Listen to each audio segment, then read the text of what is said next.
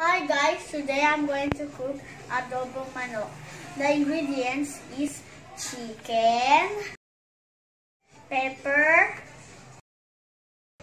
garlic, soy sauce, vinegar, and laurel leaves. Now let's mix together the chicken and soy sauce and vinegar.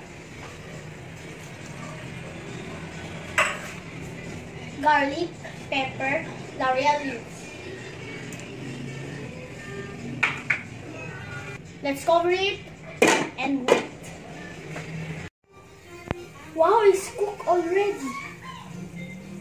Wow, my cooked chicken adobo. Please subscribe to our channel and give thumbs up.